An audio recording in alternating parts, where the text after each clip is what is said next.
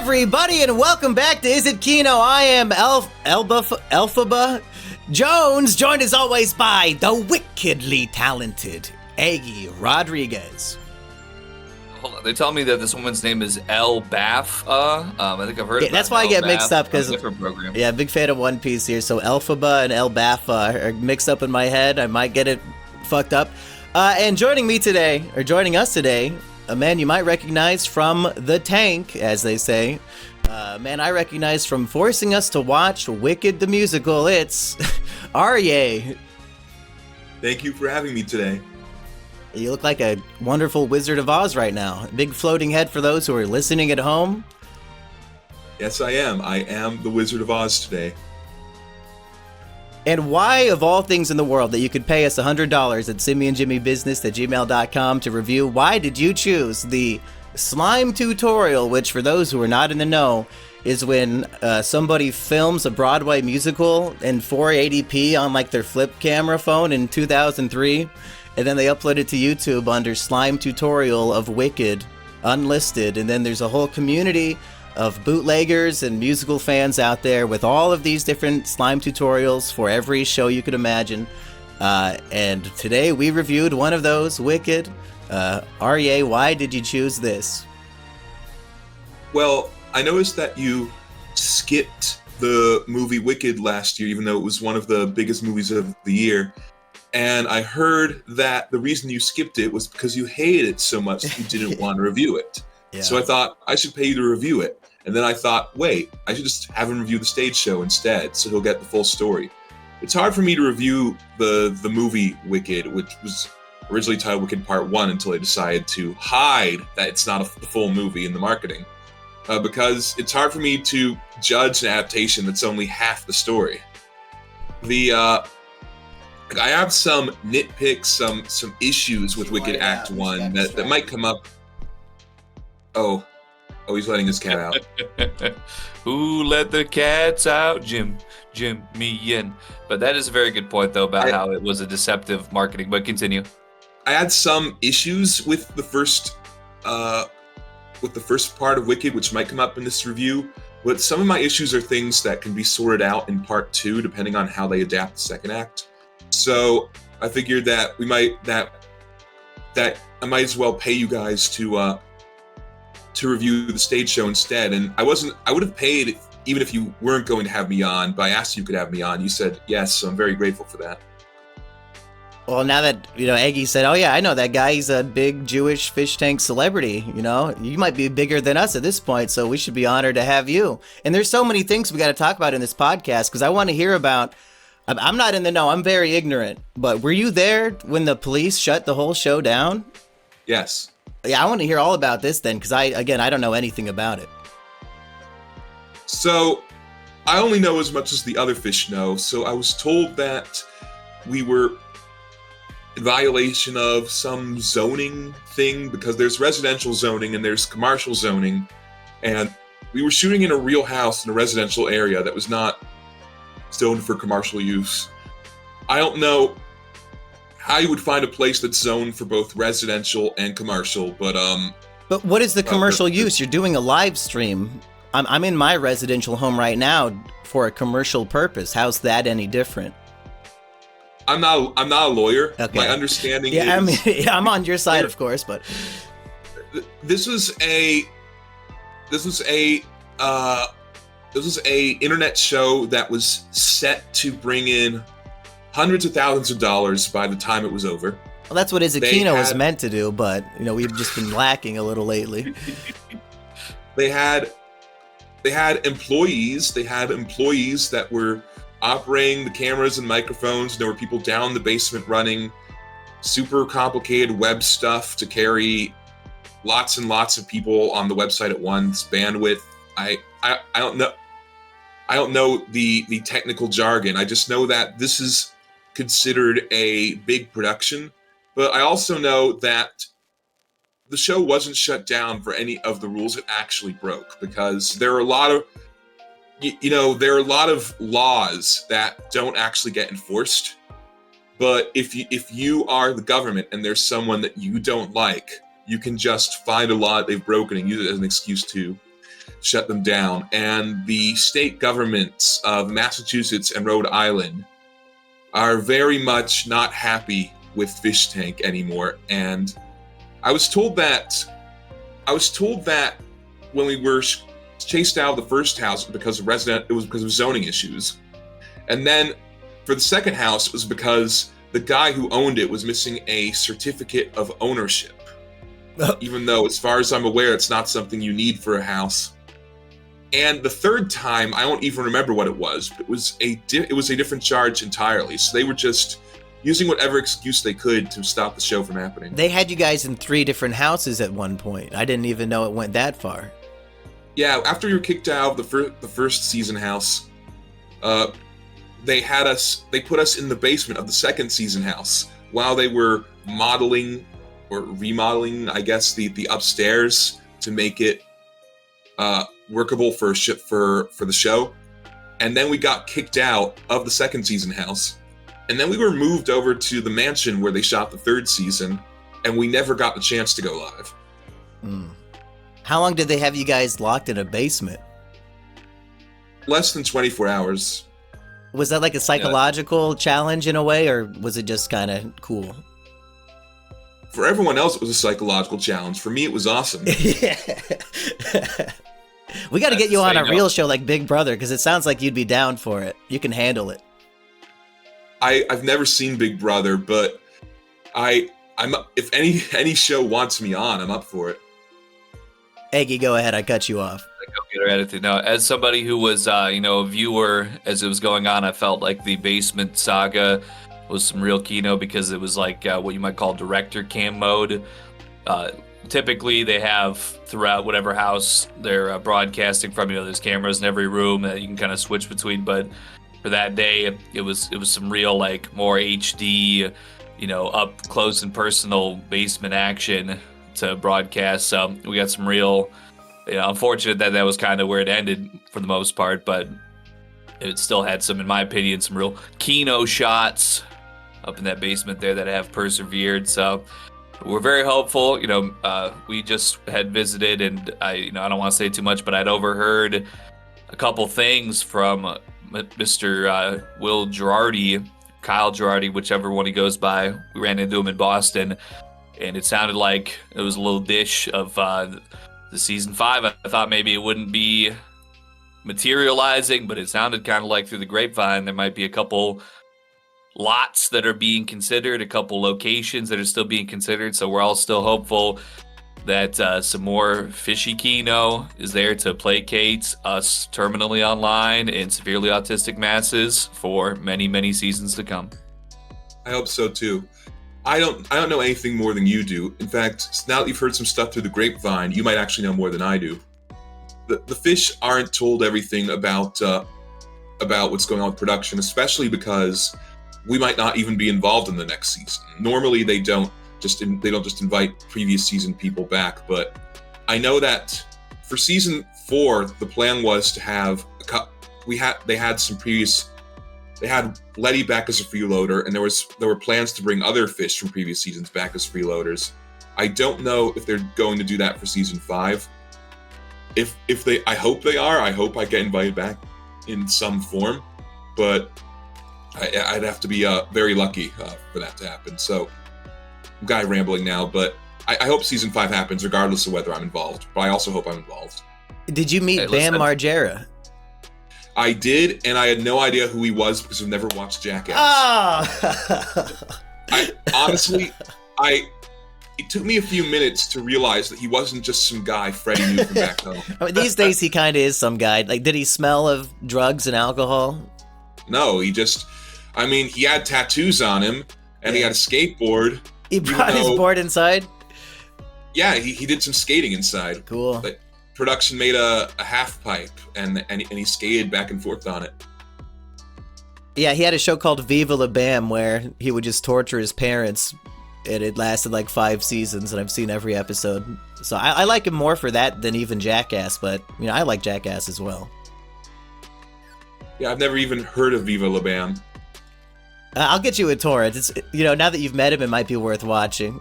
But any other fish tank stories before we get real wicked? I talked. There's a clip of me talking with Sam about the movie version of Wicked, because he saw some of it on airplane without any audio, and he hated what he saw. Yeah. And I tried to convince him that it's better than he's giving it credit for. There's a clip out there of me mansplaining Wicked to Sam Hyde. Did you convince him of anything? I mean, I convinced him that I have media literacy. Oh, okay. That's the phrase he used to describe my perspective. I don't think I changed his mind on the story at all, though. Yeah, I might have to take Sam's position here and take over the debate. If media literacy means enjoying Wicked Part 1, I might have to disagree. Maybe you can convince me why it was good. I didn't know you loved it. Well, I don't know if I would have enjoyed Wicked. Well, I mean, I would have enjoyed it regardless because it's a musical. I love musicals, but I don't know if I'd be able to defend the story if I only saw the first part. Yeah. I came into Wicked Part 1 having seen Wicked on Broadway twice, so I knew the story fairly well already. How much were those Broadway tickets back in the day? So, the first time I saw it, I won the ticket lottery. So it was about $50, whereas normally it'd be closer to $100. The second time, the Broadway show? Wait, so you paid Yeah. you paid $50 for the lottery, or that's how much the ticket was worth back then? No, so I saw the show in 2023. The lottery was free. Entering the lottery was free, but you win you don't enter the lottery to get free tickets. You enter the lottery to get discounted tickets. Oh. So my prize for winning the lottery was getting $50 tickets instead of $90-something tickets. And the second time I saw Wicked, someone else paid for my ticket. Okay. I was under the impression that Broadway tickets were like hundreds, and maybe I'm thinking of Hamilton at its peak, where I heard people spending like thousands of dollars just to see that. The price depends on the show, it depends on the day that you see it, and depends on how good your seats are.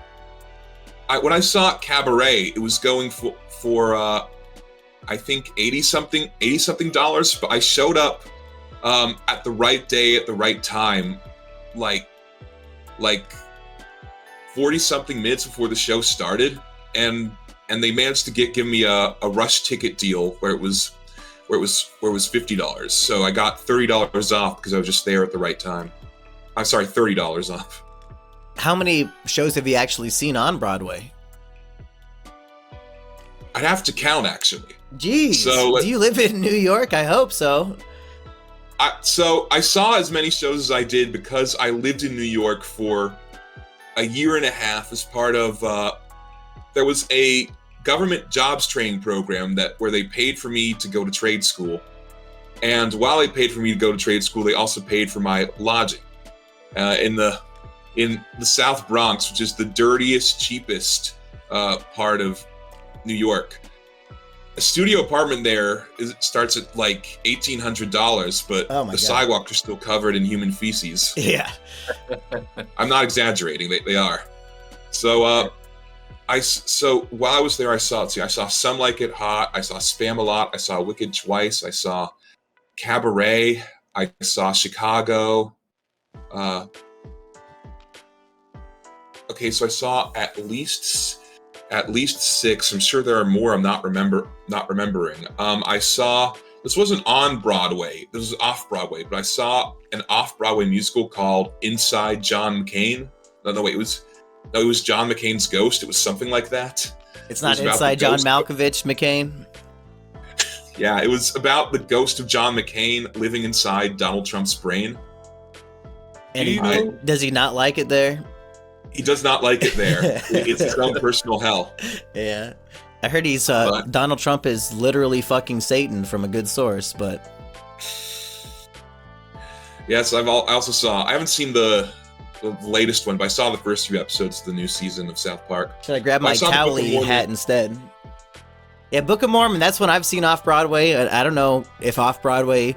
necessarily what that means, but I guess it was technically not on Broadway, and it had a cast. Broadway is when it's in the theater district that's within walking distance of Times Square. Off Broadway is when it's in New York, but it's not it's not in that specific theater district, and what you're talking about is a touring production.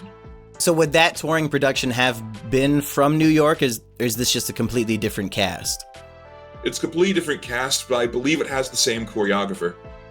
So I never will get to see an authentic version of any of these shows. It's always going to be like the B tier actors coming out.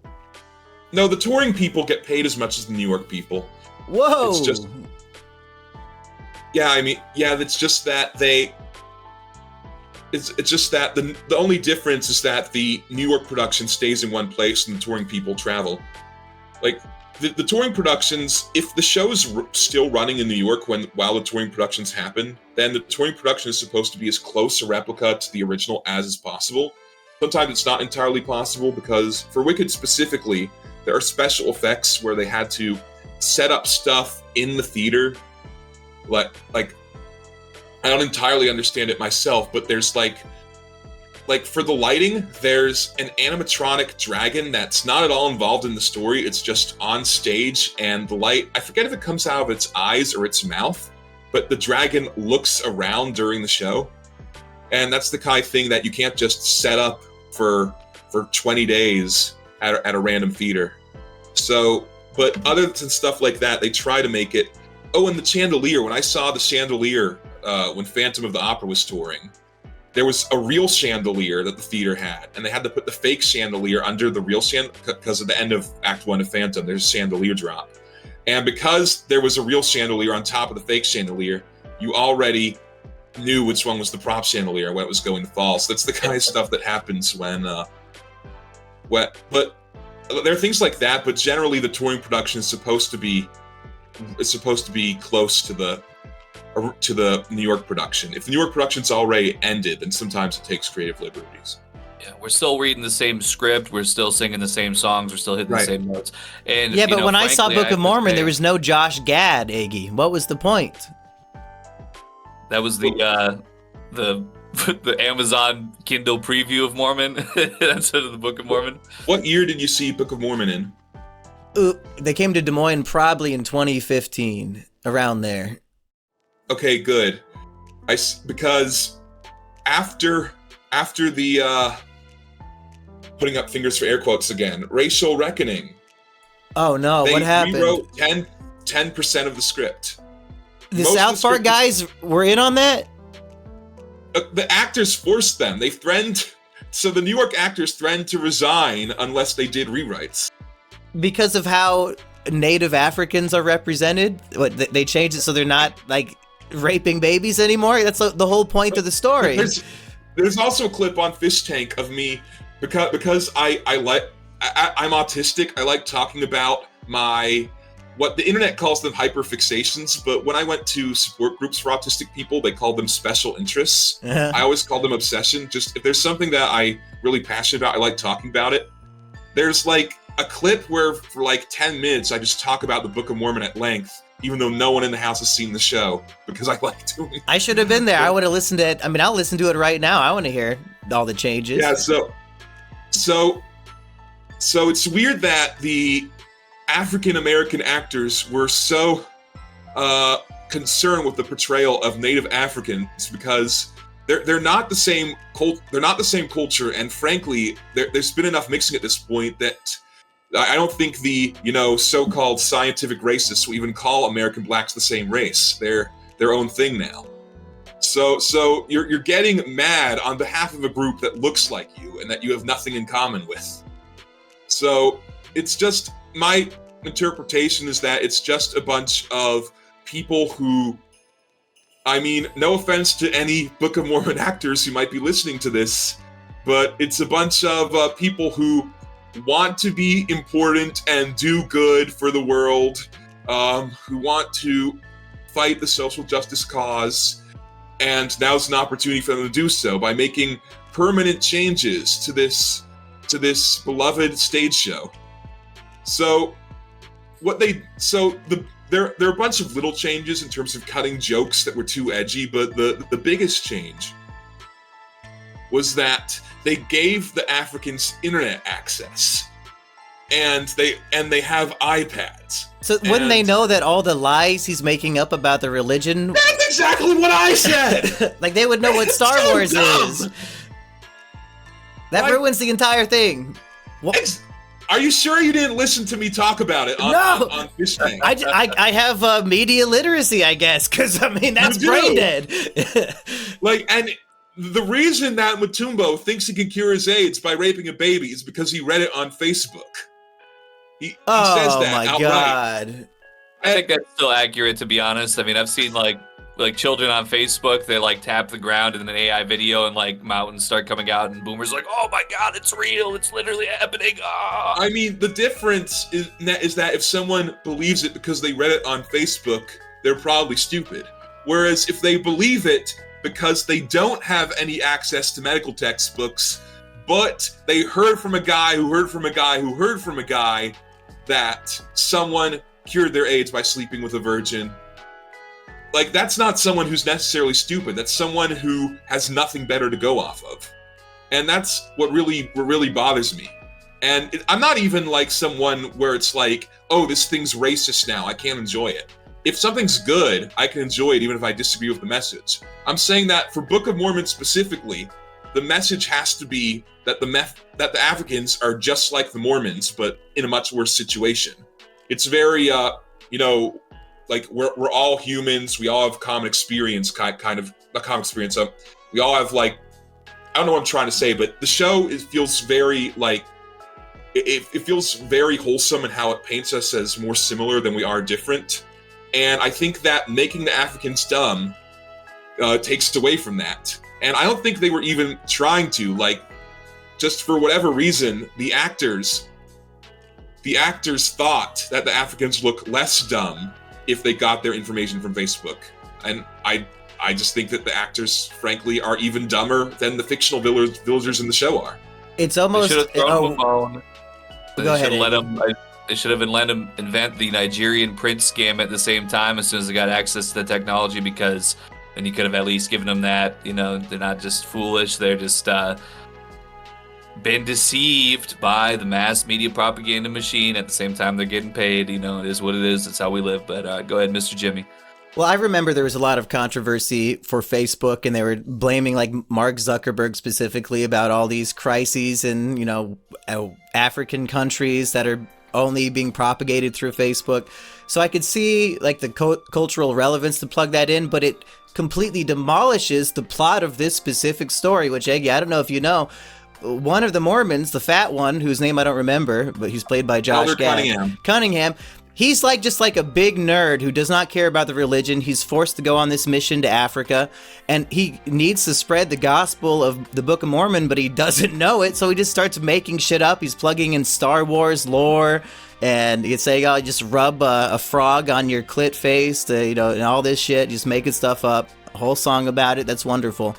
If they're on Facebook, they're gonna be seeing Minions memes and Yoda memes. So how would they? It just does not make sense for the story that they would fall for his lies if they have access to pop culture. That's the whole point, is that pop culture is so wacky and stupid, just like our religion, so it's interchangeable to tell it to people. They're equally likely to believe it. What's the point? Maybe this is the one culture where Star Wars never got popular. You know, it's like how Crayon Shin-chan is popular in every Asian country, but almost no one in America knows it, and the people that do know it only know from that Adult Swim gag dub. That was a gag dub? He wasn't really making a pre-MS joke? I learned about PMS from Shin-chan. No, so this is another one of my like weird bits of trivia I like to share. So Shin-chan, like the reason it had trouble in America, like finding a distributor in America, is that it's a kids show, but it's more adult than American kids shows. So because it shows his penis. Yeah, that wasn't the original.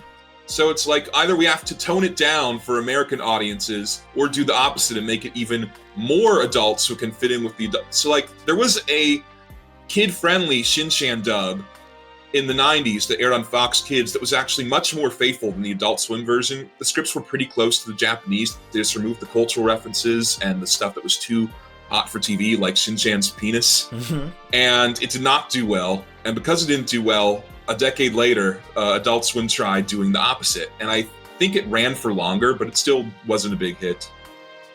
But yeah, relegated to like the as I recall from back at that time, it had like a 15-minute time slot, or it was in off hours. You know, it certainly wasn't getting those King of the Hill, Family Guy, time slots that were coming in right at the transition from the children's programming to Adult Swim. So, but there were good years though. I was still definitely awake at 2:30 a.m. on those lovely summer nights to get my dose of Shin-chan. And did you ever I thought it catch was Case like, Closed when it aired on Adult Swim? I did not. It's the one with Detective Conan, right? Yes. Oh, I fell in love as a young boy. My parents, I don't know what they were thinking, letting me watch all these Adult Swim animes as a young boy, but Shin-chan and Case Closed, and of course King of the Hill, all my favorite animes were there. I never would have gone on 4chan in the year of 2004 and stayed there had there not been Adult Swim, because as soon as I got loving these animes, I was like, how could I get pictures of this anime on my wall? Couldn't import it. eBay was hard to use at that time, although my eBay account's like 20 years old as a result, so that makes me look cool. But going on to the /a/ board, saving those .bmp files, printing them out, tacking them up on the wall. I was feeling like big boss business, and it set the tone for my entire life, so big ups to Adult Swim for that. Thank you, Adult Swim, for ruining all of us. If Adult Swim didn't fuck over Sam, perhaps Fish Tank never existed, and then, you never would have been locked in a basement for a whole day. So thank you, Adult Swim, for being bastards. Thank you for renewing Rick and Morty for another 20 seasons and canceling everything else after one. To be fair, I don't remember where he said this, but there was some interview where Sam said that it wasn't actually Adult Swim that canceled World Peace. It was the people above Adult Swim at Turner Broadcasting. Oh shit! So Mike Lazo actually went to bat for the show because he thought that canceling it over internet drama was stupid. But Mike Lazo isn't where the buck stops. The buck stops with, I don't think Ted Turner was CEO at the time, but there's like Adult Swim, then there's Turner Broadcasting, and then there's Time Warner, which is now Warner Discovery. And it was the people at Turner Broadcasting that put their foot down. So the rumor that it was Tim Heidecker exclusively is probably not true? Well, I mean, it wouldn't surprise me if Tim Heidecker was one of the people asking Mike Lazo to cancel the show, but Mike Lazo didn't cancel until he was forced to by someone higher up than him. And it almost makes me forgive Mike Lazo for canceling Moral Oral, but not quite. I'm still pissed about that all these years later, because Moral Oral is the best thing Adult Swim ever had, in my opinion.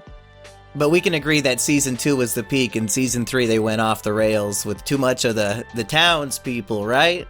Am I the only one who feels this way? Yes. God damn it. I thought season 2 of Moral Oral, it should have just been that the whole time. It is what it is. Did you think it got too dark in season 3? No, I love how dark it gets. It's just they focused on all these characters I didn't really care about. And I think they hit the formula perfect in season 2, and then they just got too expansive and creative. Usually that's not a problem, and clearly everybody else enjoyed it but me. But that's a fair critique. I thought that the writing was good enough that all the characters were made interesting, especially Reverend Putty, who's I don't know if he's my favorite character, but he's one of my favorite characters. But I didn't like how, because they were planning to do more episodes, they spent most of season 3 just doing episodes that take place before the hunting trip. And it isn't until the very, very end that we get to see Oral's reaction to the hunting trip. We needed much more time as an audience to see how he processed that and how he moves forward. And instead we get 2 episodes explaining it. And there were another 10 episodes you could have used to do that. But we're done. To me, but that's not really Dino's fault, because they were the season got cut short. It was supposed to be 20 episodes. It got cut short to 13 at the last minute. Oh damn. And then they got canceled after that. Yeah. I only got 3 hours of sleep last night, so I wasn't sure if I'd have much to say during the podcast. Well, but we haven't even got we to haven't Wicked, said and a we're lot. half an hour in. So, this is great podcast material for me. Should we dive into Wicked then? And we can talk about the movie and the slime tutorial. Eggy, what's your standout song? Do you want to be popular? Well, I think, unfortunately, the reason why that particular song was maybe so stand out to me, I believe it's been a trending audio, or at least it was a trending audio on social media for short form content purposes. I think when the film originally aired. They love that Ariana Grande. I mean, listen, I want to be everything Ariana Grande is. I want to be, she's every race at the same time. She's both, she looks like she might be part Xenomorph now. She's got a little changing. So, I mean, really, there's nothing to hate on whatsoever. I also want to be very underweight as well. It's been a dream of mine my whole life. It's kind of going the opposite direction like many other dreams I had in life, unfortunately. Yeah, But I was going to say, Eggy, she's like a 90-pound skeleton. I don't know if you want to be quite that. I mean, you might be better off the way you are health-wise. Just become a floating head like me. If you cut off your body, you'll weigh less than 50 pounds. You lose about 200 pounds with one easy trick. I am certainly banking on being a head in a jar that's still sentient within the next 20 years, hopefully. So China, they got robots giving birth now, so I'm feeling like, it can't be too far off. I might be able to live forever, perhaps. Yeah, Futurama predicted the suicide booths in 2008, so why not predict the heads in the jars? That's right. I was going to reference Futurama, but you cut me off first. Well, yours is probably better, Me. so I'll edit in whoever's response is better. Let's hear yours. No, I was just going to say, are you counting on the Futurama future? Yeah, honestly, brevity is the soul of wit. I think he beat me on that one. No, you're the professional. I was too comedian, wordy with so. that. I just tried to waste time in this podcast with my overly, wordy sentences. It is what it is. I want to talk about the problem with Wicked movie Part 2, and I alluded to this probably right before we started podcasting, but Act 1 of this musical was 85 minutes. Act 2, less than 60. Wicked the movie is only adapting Act 1. I think they added, an extra hour of runtime to pad that bad boy out. It's about 2.5 hours adapting a 90-minute act. And in my opinion, it was relentlessly long, very painful. It felt like I was watching maybe like the Hobbit movies in theaters again, or like the fourth Transformers, where I'm just struggling to keep my eyes open in the theater just because it's so long and nothing is happening. So I appreciated the musical version for its pacing. It's time for the next song. Let's go. We don't need a 20-minute montage of this 40-year-old woman pretending that she's, I guess, in high school, being trained by the Asian chick from Everything Everywhere All at Once. We can cut all that out and just get to the point. But for part 2 of the movie, I'm guessing they're going to go for a similar runtime of way too fucking long, and they have even less material. And perhaps the worst songs are all in the second half. There was one like wizard solo song where I felt embarrassed for the Broadway actor. Like he had nothing to work with and the song sucked and like doesn't even like have a melody. He's just like talking. Go ahead and tell me whatever. I mean, I don't think the song Wonderful is as strong musically as Defying Gravity or Popular, but I think as a scene for the Wizard, it's wonderful, pun unintended. I think the Wizard, actually watching the show for the first time, the reason I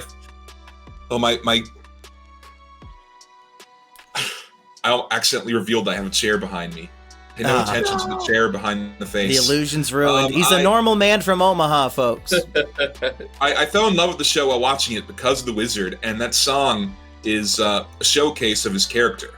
I mean, I don't think it's a bad song musically, but I do agree it's not the strongest. I am looking forward to see how Jeff Goldblum does it. Jeff Goldblum, I thought, like, that was actually one of the things in Wicked Act 1 that I didn't like that I think they can fix in the second part. Because I thought that Jeff Goldblum seemed a little too much like a charlatan in his performance. Whereas to me, what makes the Wizard a fascinating character is that, yes, he is a huckster, but he also actually believes in what he's doing. He actually thinks that what he's doing is for the best, that's going to make the most people happy. And if it just makes him a beloved figure too, that Can we break proves- down the wizard both in the movie version and in this version? Because, I didn't see the movie until way late in life, and maybe I don't understand this. So the wizard, he's like Dorothy. He's from the real world. He's just a normal human. Right. He goes into this world of magic, where magic is real. And they say science, or magic is just science that you don't understand. And I think that is a fair statement. And if this wizard guy is just using science from the real world to make these machines and tricks and stuff, and it's fooling the people of Oz, I mean, that's basically magic, right? Using science to trick people. So is the wizard in the movie supposed to be a huckster, trickster, who's like just giving them like pointless trinkets at the end, or what's the deal with him? So in the book and the original MGM movie, he is a huckster, but he's not doing anything. He's not doing anything to hurt anyone. He seems to be a pretty good ruler, even if he got there by faking it. Is he like the president then, or like the king? I don't know how much of Oz he has control over. I don't remember. I remember he has control. Oh, he's like the mayor of Emerald City, and I don't know if he has control over the rest of Oz. He's at the very least a mayor. In Wicked, he's more like, he's more like the president, because I've seen the MGM movie twice, and I read the novel once, but I don't remember the novel that well. And in the movie, because the movie is the MGM movie, it has kind of a whimsical, childlike nature to it, instead of the more like gritty adult nature that the musical has. It doesn't go that far into politics. We just know that there's this important guy who lives in Emerald City, and everything in Emerald City is decorated in his honor. So we get the impression he's some sort of government figure.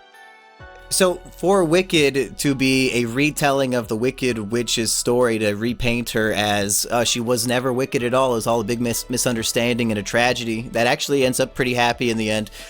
Is this not supposed to be retelling specifically the movie? Because I think in the movie, the witch is unabashedly evil, and there's no way to really rewrite the scenes we see. Like, is this just like a fun, creative exercise more than anything? So that's actually one of the things I think is so cool about Wicked, is that it is supposed to take place in the same continuity as the MGM movie, and I think they actually do a really, really good job of matching up with it. There are a couple things that you have to. That you kind of have to really like squeeze hard to work in, like how the origin of the Tin Man in Wicked is not the origin of the Tin Man in the MGM movie, and so you have to kind of come up with a reason. Well, why would he lie to Dorothy about that? Yeah, he's a munchkin who got raped by a girl in a wheelchair for years, and then he got turned into a Tin Man. And it's like, yes. He didn't mention to Dorothy he knew the Wicked Witch the whole time? Well, I mean, maybe he wants my headcanon, because for things like that, you need headcanon, unfortunately, is that he wanted Dorothy to think he was a good guy, and making it clear that he was motivated by revenge might not do anything for her.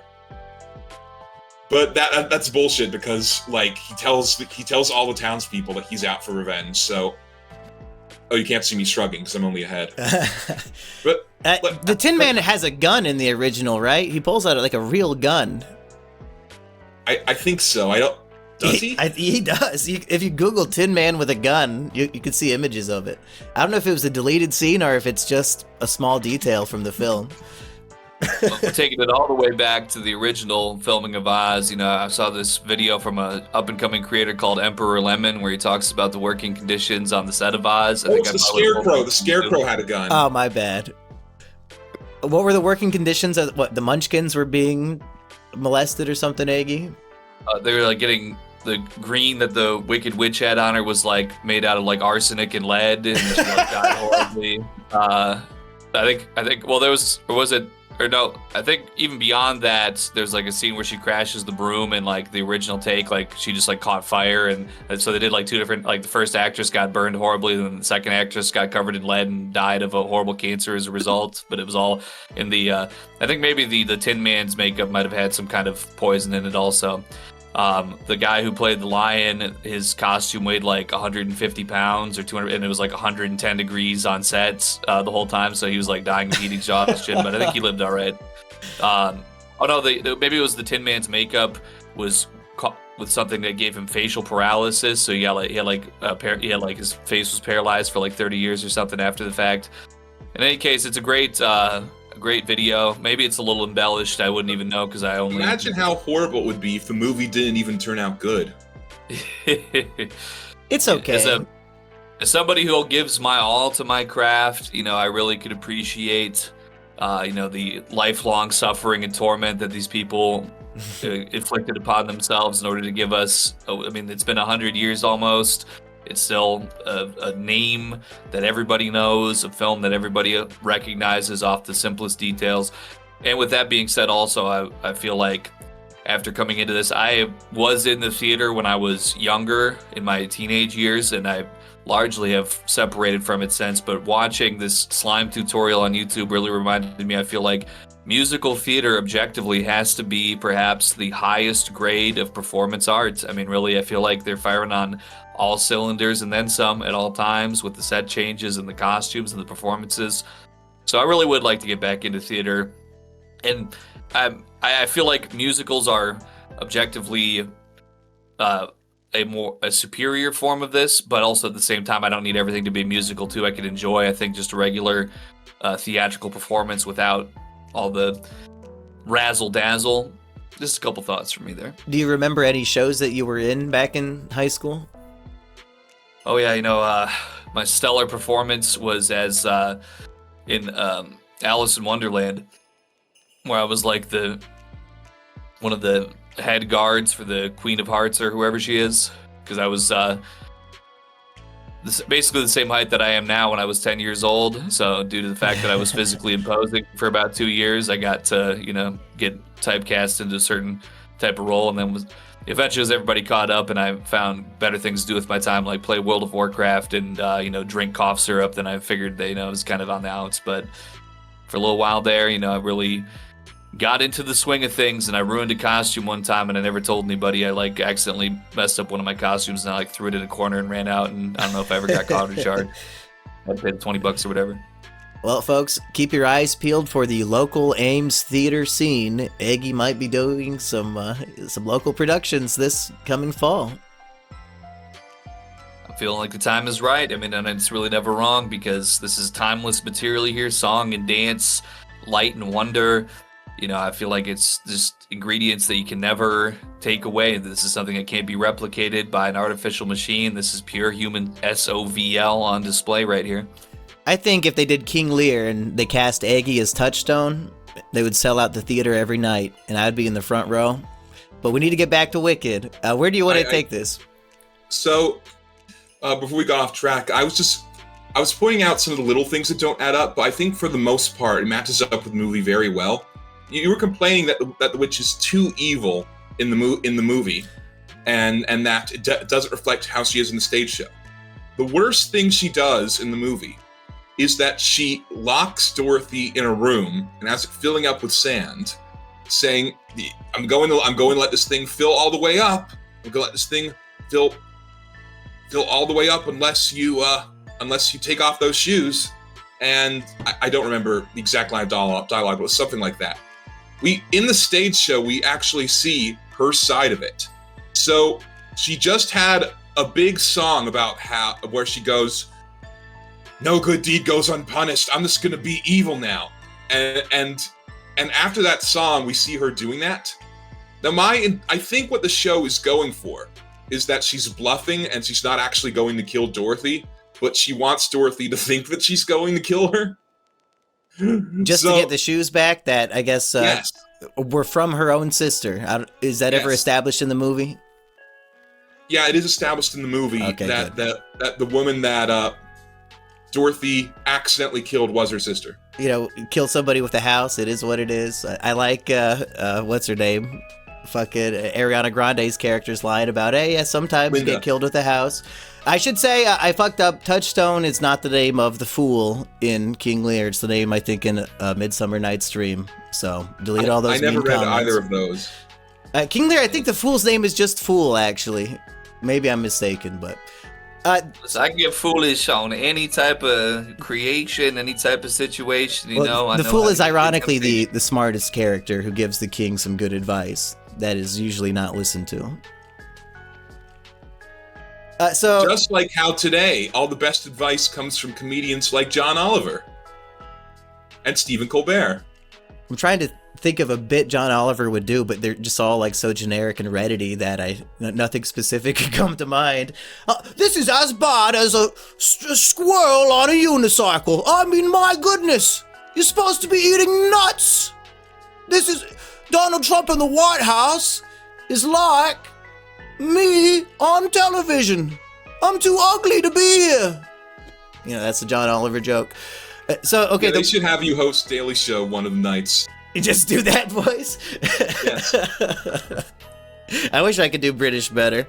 I feel like the witch might have, she's like sending flying monkeys out to attack Dorothy and friends. I mean, that's no good. In this, they try to say, oh, the flying monkeys, it was a magical spell went awry and she wants to fix them.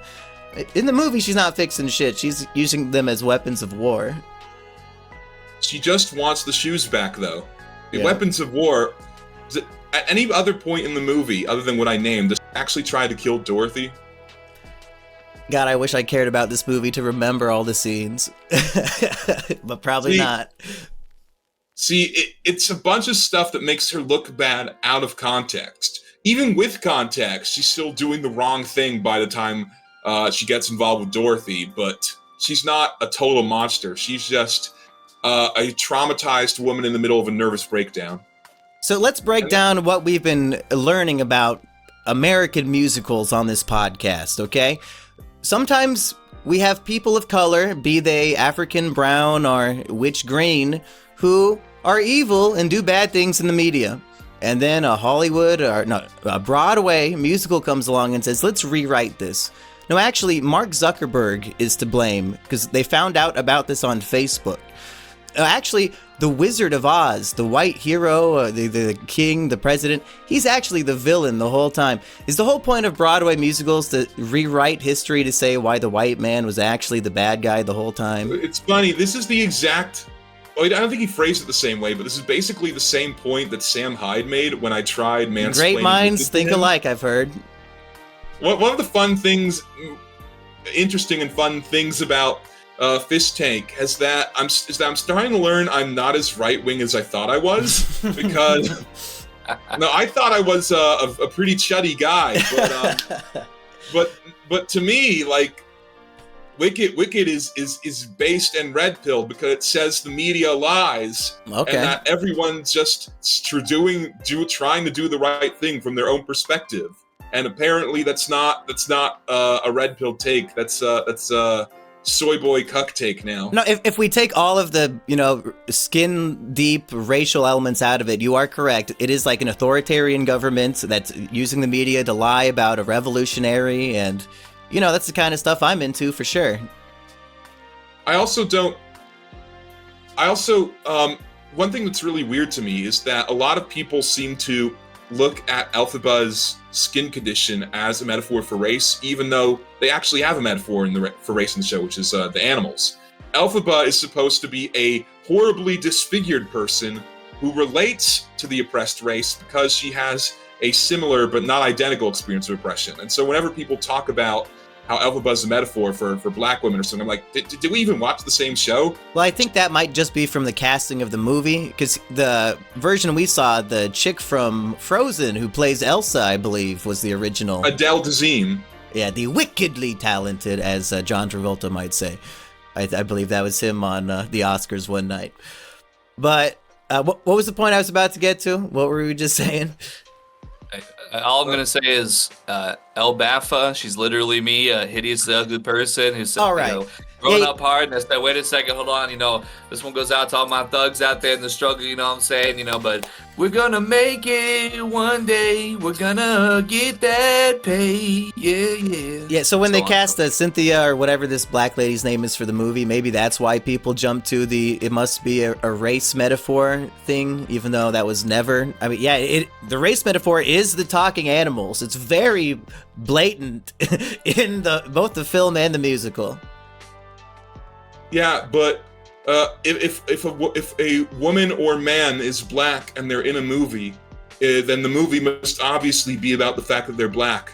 Black people do not exist outside their blackness. That's what I've learned from the film analysis community. And I think it was, maybe right around the same time as the Little Mermaid movie, and maybe people are just like, they're just doing this on purpose on this point to make people mad, which they shouldn't probably be mad in the first place, but...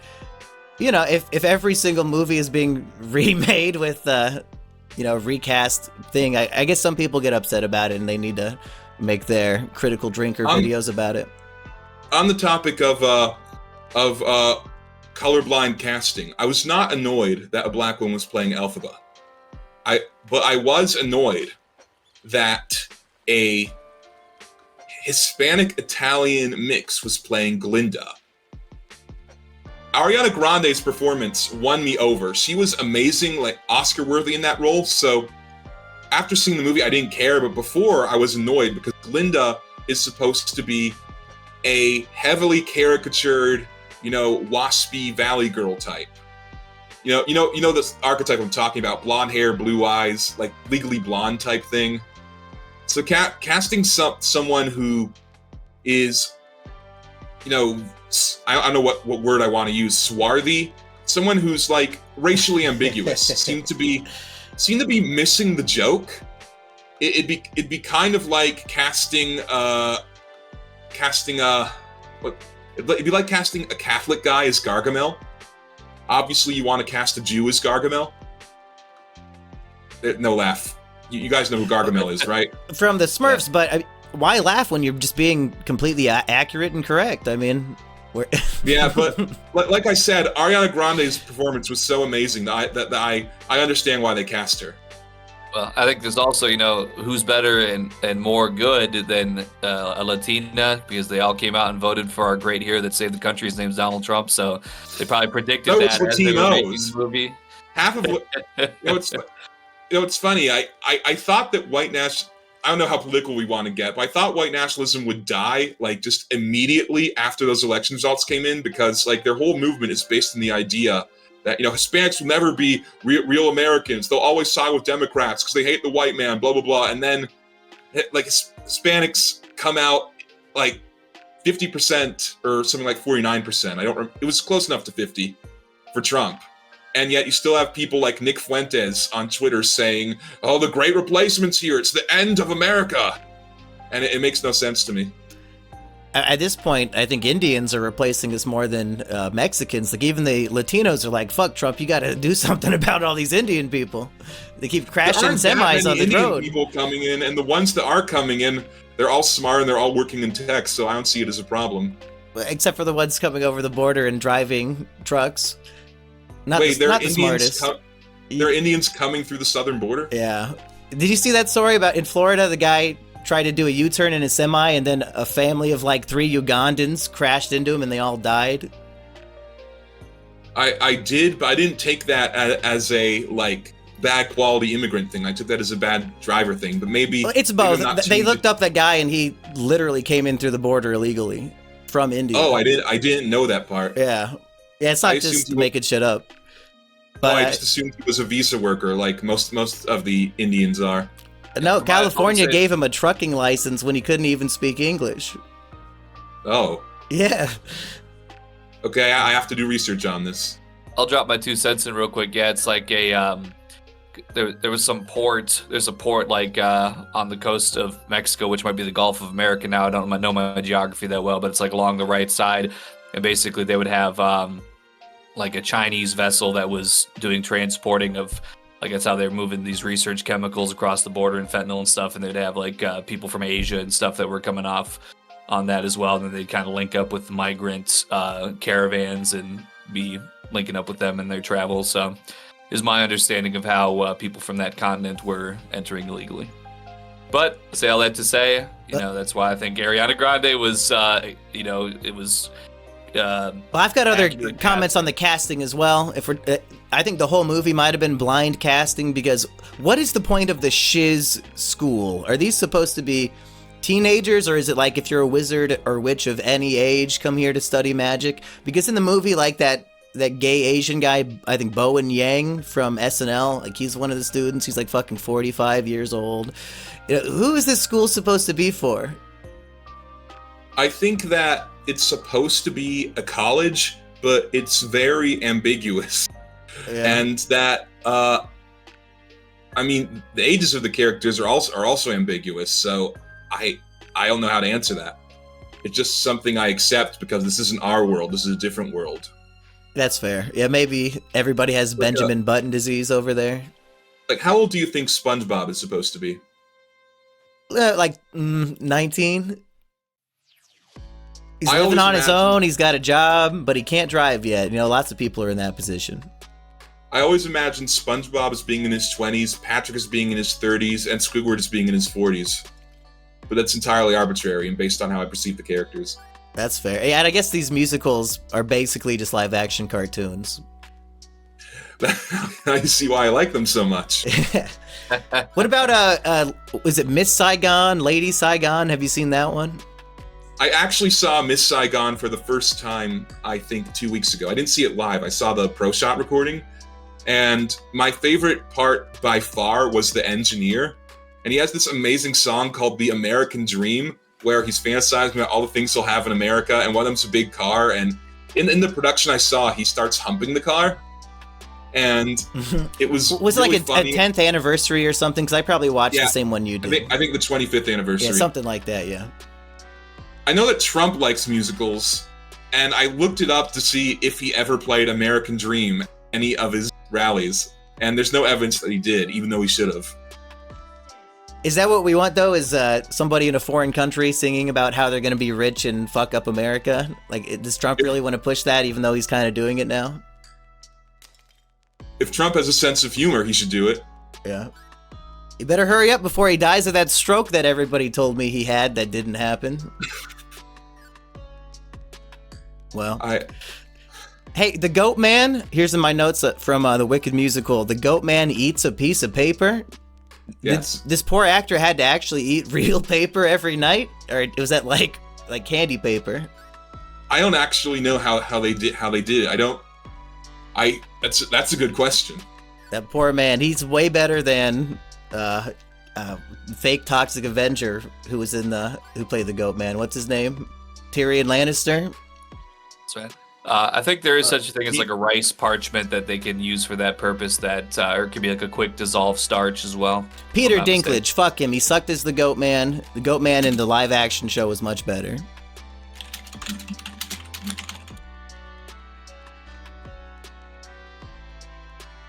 I went to Google to look up the paper that he eats, and it says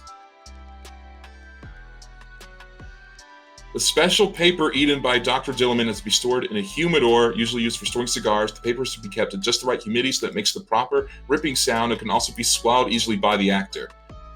This sounds like AI slop. This is from a local news outlet called KSDK. I don't know.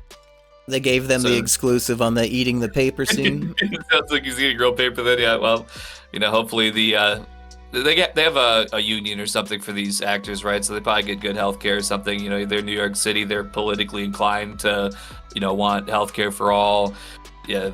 If I'm not mistaken, and Arya, maybe you might know this, is Wicked now the #1 grossing musical of all time, or is it still second place? Still second place? It's got to be second place. Nobody's touching the king. If you're talking about stage shows, it's still Lion King. From my understanding, at least from what I paged over, it is one of the highest grossing, though. It's either like second or third. So I would like to think that the in-house crew, the Broadway crew, they probably are compensated efficiently, hopefully, for their eating paper and everything else they have to do. No, I want all New York actors to be starving and in pain for their art. Fuck them. Make the executives rich and work your ass off 8 times a week. Okay, Ari, I thought you froze up, but that was just your background. Are we to believe, if this is the same continuity, that the Scarecrow and the Wicked Witch end up together after the events of The Wizard of Oz? Because I never would have guessed that. Yes, we are. Is that like the big twist that everybody's, like when we're going to see Wicked in the theater, that's just on the tip of everybody's tongue that they can't say out loud? Oh, they're going to freak out when they find out this. It was the Scarecrow all along is Chad. I mean, I don't think it... I never even thought of it as a twist, because we don't see the two characters interact. Like, it would be a big shocking twist if in the movie we saw the Scarecrow and the witch talk to each other, and then it's like, oh my god, the thing they said means something totally different now. But they never interact at all in the movie. They interacted with the witch as a group, but I don't remember any dialogue exchange from the Scarecrow to the witch or vice versa. Wouldn't it be crazy if in the movie, the Scarecrow just yelled, "Oh, I still want to fuck you," and then for years everybody would be so confused. What did he mean by that? And finally, Wicked can explain it. No, he'd use some sort of... He pulls out his gun. Old-timey G-rated, "I want to canoodle with you," something like that. I still want your green babies. I want to romp. I was watching Family Feud the other day, I think 3 o'clock in the morning, about 36 hours ago, and Steve Harvey was like, or I think it was Steve Harvey, or he's like, "Where would a male and a female farmer get their romp on?"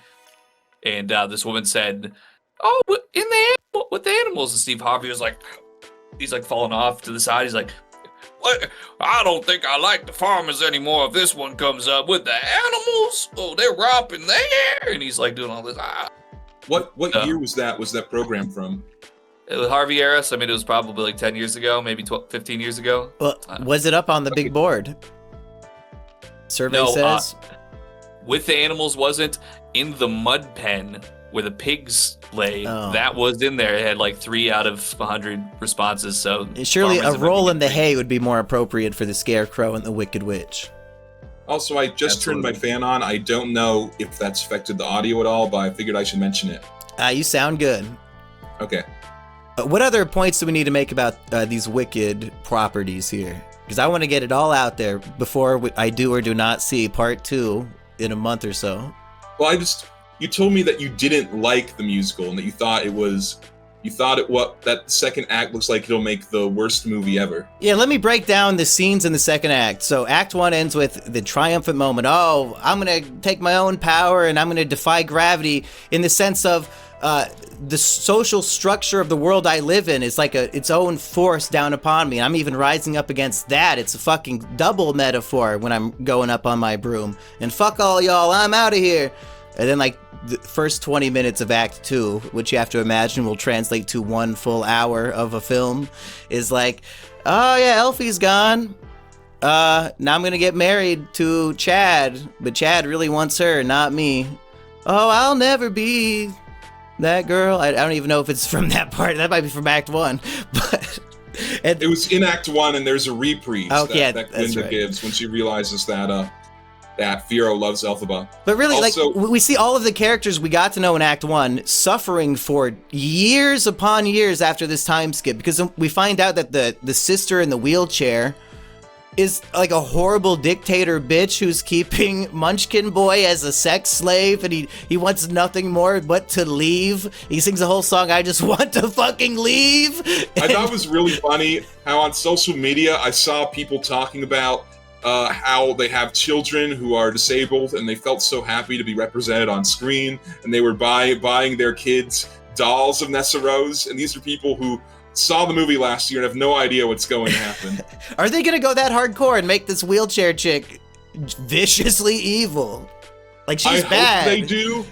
I hope they do, but the actor playing Nessa Rose said I don't know if she said it or implied it, but she gave some comment in an interview leading fans to believe that they're not going to have the plot point where she asks Elphaba to give her the ability to walk. And if they're changing that, then I don't know how much Vanessa Rose is... Oh no! To be inclusive to the handicapped, for real? It'd be offensive to want to be cured? Oh! God damn it!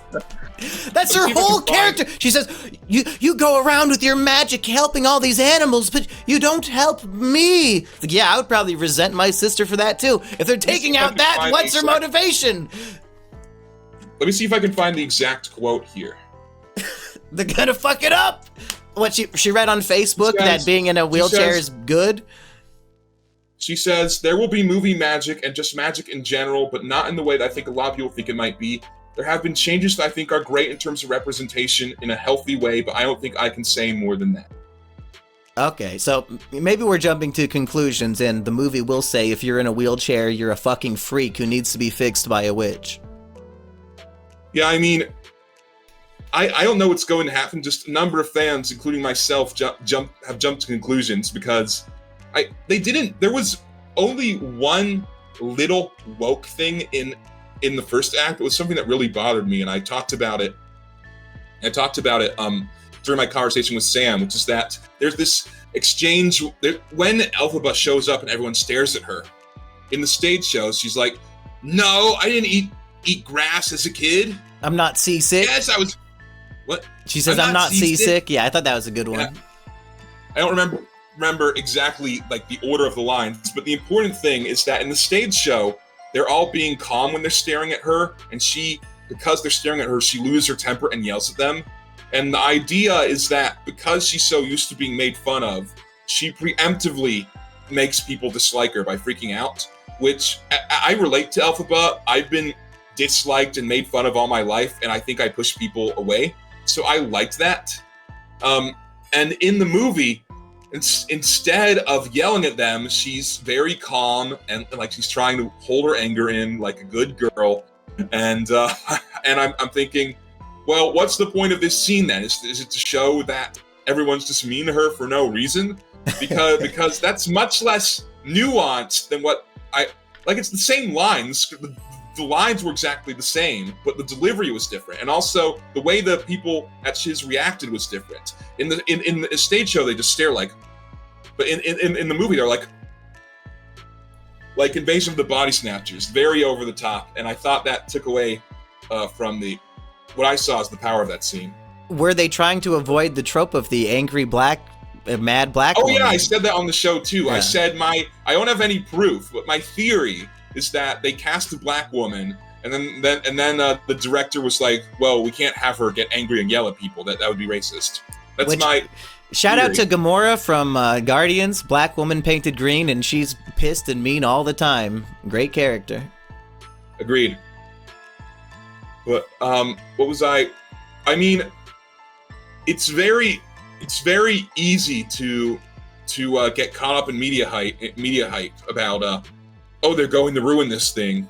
I mean, obviously no one knows for sure what's going to happen, but getting angry preemptively is fun. And it also means that if they don't ruin it, then I'll be pleasantly surprised.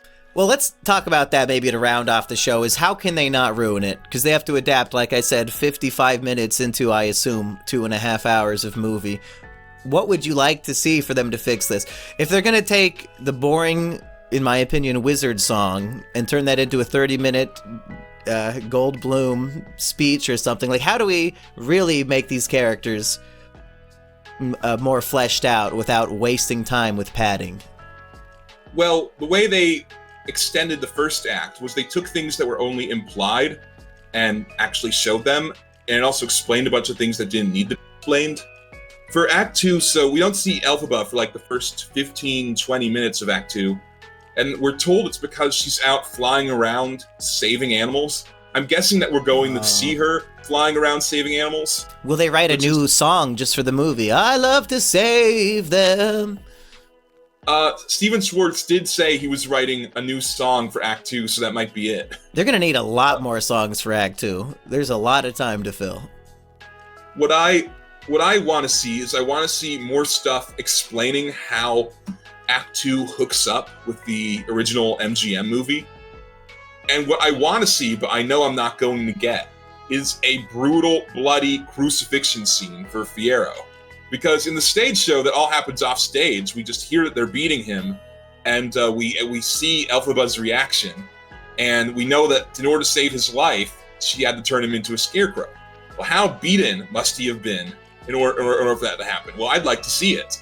I want my hard PG-13 Wicked movie, but they're going for PG, so... Yeah, unfortunately, 70% of the audience was, I think, 17-year-old girls, so they might not go for that. 17 is older than 13, though. I just don't know if teenage girls are going to Wicked to see gore. They probably want to hear their TikTok song. You probably couldn't tell from the slime tutorial, but the flying monkey transformation in the stage show is much more gruesome than the one in the film. So when they grow wings in the stage show, those wings are made of exposed muscle, and they're all bloody. And you can even buy a toy in the gift shop of the flying monkeys that has the muscly wings. And in the movie, they're still in pain, but it's just generic purple. That's another question I have. If the wizard is a fraud who's using science instead of magic, why does he have these real spell books that Elphaba can use? Apparently, they're ancient, and no one alive has been able to decipher them. What happened to all the people with real magic? I have no idea. They never explain that. But like Glinda has magic because she can go around in bubbles and shit, right? Or is that is that fake? I always thought it was fake, but because on the stage show, it's like you can see the crane that's carrying it around. Sure, but like, what do the Munchkins think when she shows up in her bubble? In the movie, she does use a real bubble, so I don't know. We do know there's at least one other person who controls magic, and that person can manipulate the weather, so maybe bubbles count as weather. Also, isn't all of this pointless? Doesn't the Wizard of Oz movie end with her realizing it was a dream, and all the characters are just like her family and neighbors and shit? See, a number of people, myself included, believe that Oz was real, but in another dimension, and because the rules operate differently in that dimension, when you leave, you wake up from a sleep in our dimension. So it's like her consciousness left, and their consciousness entered that world. Now her consciousness is back in this world. It's bullshit fan wank, but yeah, because the tornado takes her whole house and kills somebody with it. So how would clicking her shoes make her house go back?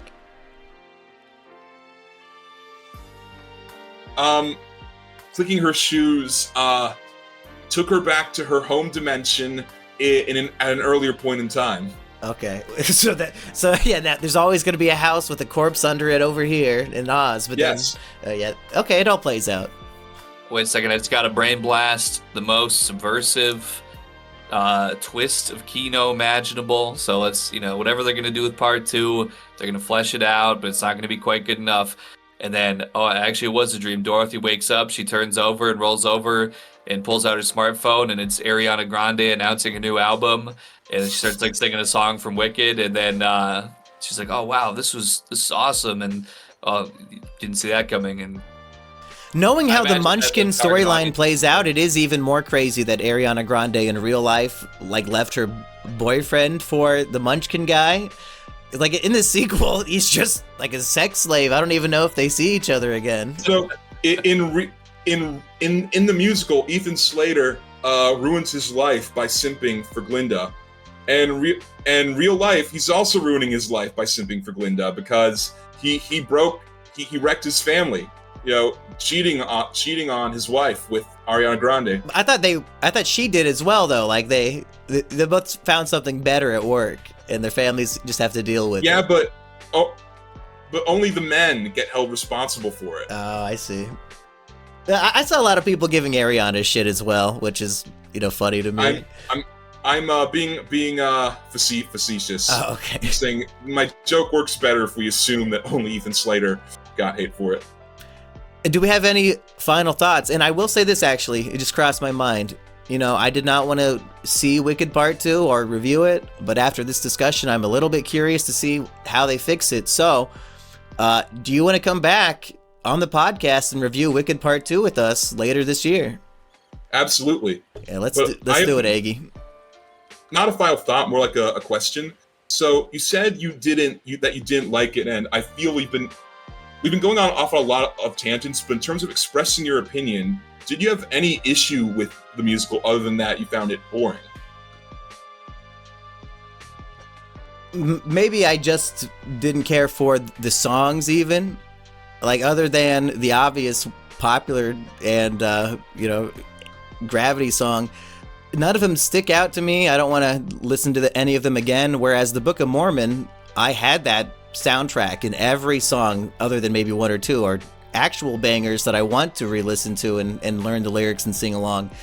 This one, maybe I just can't relate to being a green freak. I've always been such a Chad in my life that, like, this outsider story just does nothing for me. I mean, that's fair. Not everything's going to resonate with everyone. I've talked a bit about like on two other podcasts now, I think, about my own experiences being ostracized. And what happens to Elphaba? I was never a revolutionary. I was just a guy who almost died in a riot among 40 other people who almost died in a riot that day. But I mean, like, the level of vitriol she received, it resonates with me, because that's the kind of vitriol I received for the next, month or so after that. Were you at January 6th? What are you talking about? No, I was at, I don't know what parts of Fish Tank people remember, what parts people don't. I was at a rally that was called the Free Speech Rally. And to a lot of people took that to mean code for Nazi stuff, even though it wasn't. Yeah. We had the misfortune of being scheduled 1 week after the Charlottesville riot. So a lot of people assumed we were the same guys, so it was like 40. We had a permit allowing for 200 people, but the cops only let 40 in. I'm not going to tell the whole story here again. I've told the story twice already. It's not a story I like telling, but I consider that an important part of Aryeh lore, that Aryeh almost died in a riot, and it traumatized him, and it formed his political beliefs for several years afterwards. Because like whenever people are like, hey, didn't you say this radical thing when you were 22 or 23? I'm like, yeah, I was dealing with trauma. Yeah, I'm sorry. But you don't need to apologize to those people who try to pull out receipts on shit you said a decade or so ago. Fuck off. Come on, man. Yeah, I don't like even saying their name out loud, but because I was technically a Proud Boy for a few months, I got a ton of shit for that from the TTS people, calling me an extremist, even though all I did with those guys was drink and talk.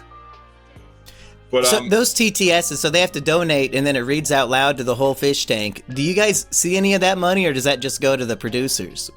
That just goes to the producers. I always thought that was so weird. It's like you guys get abused by the chat and you don't get anything for it. Well, we do get paid. I don't know if it's a secret, but everyone who's on Fish Tank gets paid an hourly rate, like a base rate, and that includes the hours where we're sleeping. I don't think we got the hourly rate because it ended up like being smaller than the the cut of the grand prize was, but people who are on the show get paid for being get paid just for being there. So it's not like if you lose, you go home with nothing. It's not slave labor. You get a stipend of some kind, which is also how Big Brother and stuff works. So you know what? Renewed faith in the Sam Hyde organization. They're not doing slave labor. That's a pretty good tick to mark off. But anyway, had I lived a different life, I don't know if I'd like Wicked as much as I do, because I like pretty much all musicals, but for me to get really, really, really into anything, like any work of fiction, it has to resonate with some experience I've had. Sweeney Todd, I saw it when I was 19, and I liked it, but then I just kind of shrugged my shoulders and forgot about it. And then after the riot, I watched it again because I was thinking about just how black-pilled Benjamin Barker gets. And I'm like, shit, that's me right now. Mm-hmm. So I can see why, if you haven't felt as outcasted as Elphaba does, the show might not resonate with you as strongly as it did me. I wonder if Wicked is kind of cheating itself, being the second most popular musical of all time, because it's just based on one of the most famous movies and books of all time. And when I looked at the list of the most successful musicals, it's like, The Lion King, which all came out at the same time as the movie. Is there a great, completely original, not based off of anything musical where every song is genuinely a banger, the story is good, and there's genuine character arcs and character work? Because I feel like when I looked at that list, it was just a bunch of, I'm not going to say trash because these shows aren't trash, but it's not an original, genuinely good from head to toe production. Is there anything that fits those criteria? I'm trying to think, but every musical I like is an adaptation of something. Broadway's had the adaptation problem for longer than Hollywood has, and I'm actually fine with it as long as they're not all adaptations of things that are already loved. Like a Back to the Future musical, to me that's cheating because everyone already knows and loves Back to the Future. And that's my favorite movie. I watched a slime tutorial of it, and it was terrible. I hated every song in that musical. And the Doc solo song reminded me so much of the Wizard in this thing. Like, it was giving me PTSD flashbacks to how much I hated that song. I haven't seen the Back to the Future musical. The reviews were mediocre. I could get you a link, but you probably already have one. Yeah, I'm a big fan of the Groundhog Day musical, and almost no one else is. I would watch that. You had a slime tutorial for me? I do. Yeah, I will definitely watch that. There was also one more thing I want to bring up before I forget, and while there's still time. Years ago, when I was like still spending money on Monkey Jones before I moved on and became a fan of better things. Hey, you gave us money for this today. I sent you for Monkey's mailbag a copy of the cast album of the musical Assassins. Did you ever listen to that? Probably not. I don't even remember getting that. Well, I do recommend Assassins, but it is based on something. It's based on real-world events. Another one I watched recently, Heathers the musical, I enjoyed more than the movie. So that might be the real adaptation victor. Did you watch the pro shot or the slime tutorial? The pro one. Okay, I like it, but I have mixed feelings about it because it had the same thing that happened to Book of Mormon happened to it, except with Book of Mormon the actors forced them.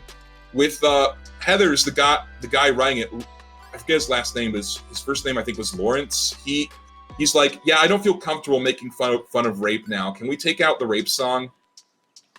And he replaced it with, like, there was a song called Blue where it's Colonel Ram going, "You make my ball so blue," and he replaced it with a song called "You're Welcome," which I don't like as much. But I feel like it's the kind of thing where had I not known anything was missing, I probably wouldn't care. But to me, I always watch when I rewatch Heathers, I always watch the slime tutorial because I liked the song they had during the original production better. Yeah, I'll have to check out that song. I didn't have any clue anything had been changed. And comparing it to the movie, I feel like the relationship between the main chick and the Heathers is better explained in the musical, if anything. Like, I was more confused watching the film.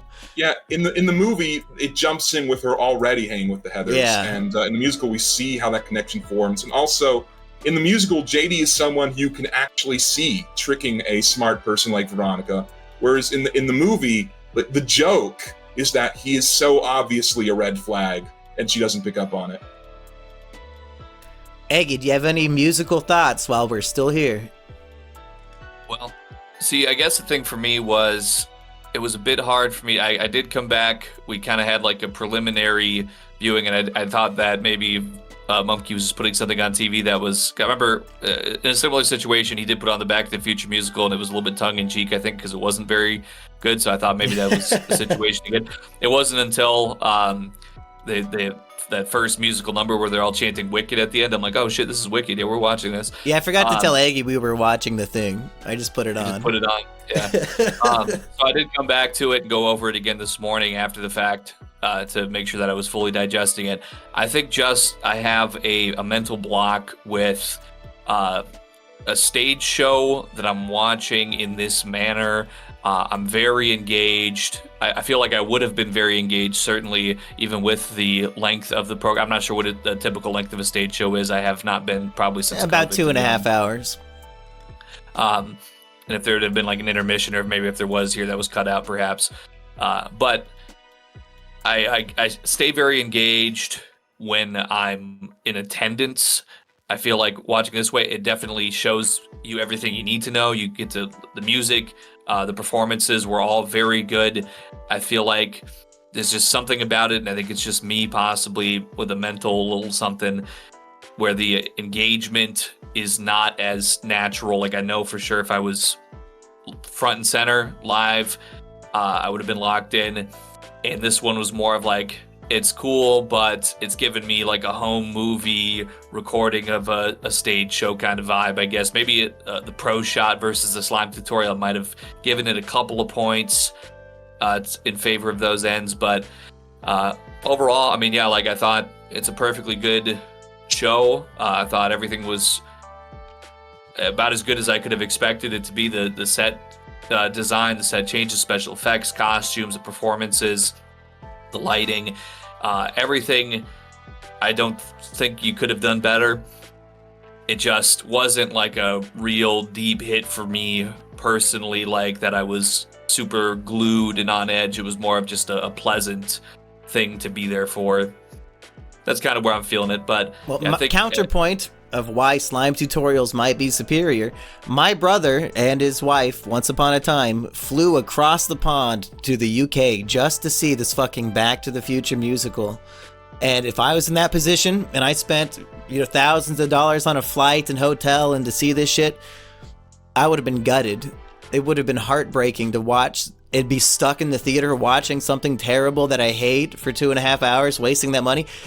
Or I could sit on my couch, get a big jug of PCP to drink and just, have my dick hanging out, enjoy it the way God intended on somebody's phone in 360p, constantly putting it in their purse to hide it from the ushers, I assume, which is what happened in the Wicked one. For me personally, a slime tutorial is not as good as sitting near the front of the theater, but I'd rather watch a slime tutorial than sit in the back of the theater.